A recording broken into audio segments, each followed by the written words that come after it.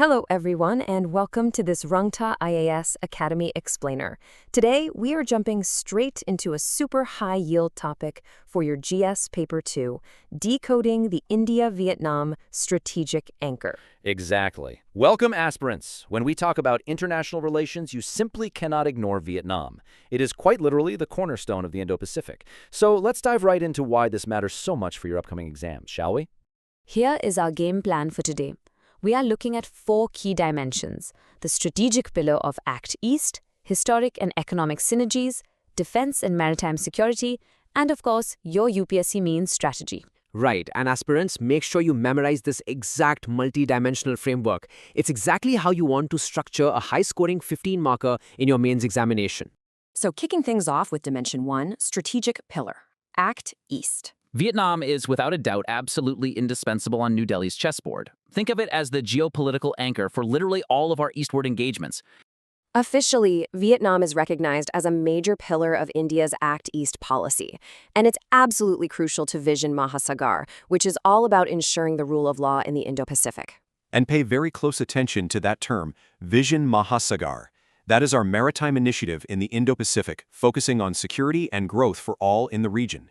India essentially uses this robust relationship with Vietnam as a strategic springboard to connect with the wider ASEAN bloc.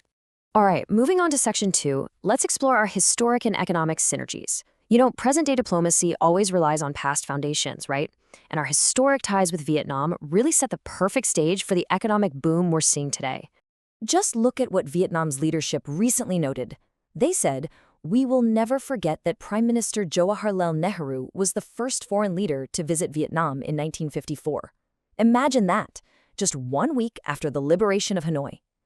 Aspirants, write this down. This is an absolutely impeccable introductory hook for a mains essay on historical diplomacy. It shows the evaluator you really know the historical depth of this relationship. And shifting to the economy, we are targeting a massive jump. We want to hit $25 billion in bilateral trade by 2030. That's a huge leap from the current $16 billion. Absolutely. And listen, this is a clear-cut, highly rewarding data point. Secure this one in your memory and quote it directly in your prelims or mains. But the synergies go way beyond just trade volume.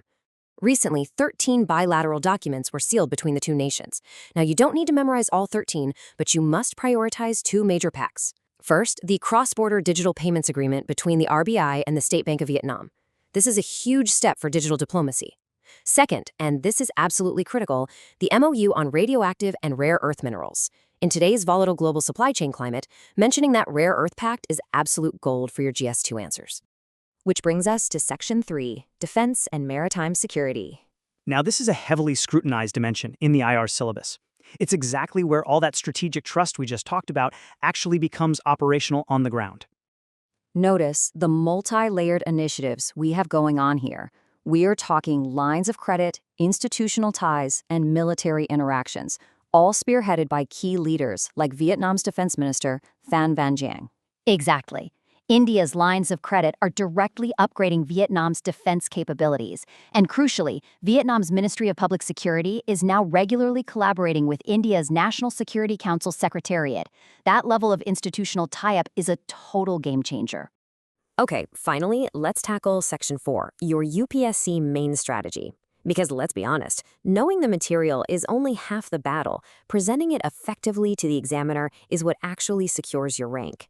When you are reviewing official excerpts that map out the strategic partnership, you've got to pay very close attention to the exact vocabulary used. Yes, backing up your answers with the precise phrases from joint statements fetches maximum marks. Words like major pillar, common outlook, and rule of law.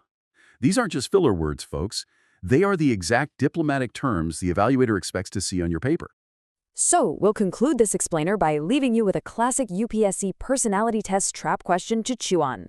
Think about this. How does India leverage its partnership with Vietnam to expand ASEAN outreach and ensure the rule of law in the Indo-Pacific? Really ponder that. How do those rare earth pacts, the defense lines of credit, and Vision Mahasagar all connect together to answer this?